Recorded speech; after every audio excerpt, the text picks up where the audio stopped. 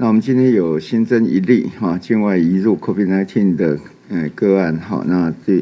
从菲律宾入境那这一位他是一个菲律宾籍20多岁的男性移工，那2月28日来台工作，那搭机前3日的阴性检验报告有，那入境的时候是没有症状。那在集中检疫所进行集中检疫那3月4日起那陆续出现轻微的咳嗽、发烧的症状，那由集中检疫所人员安排就医采检，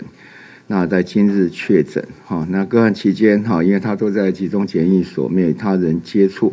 那就医时接触的人员都有适当防护，所以没有匡列接触者。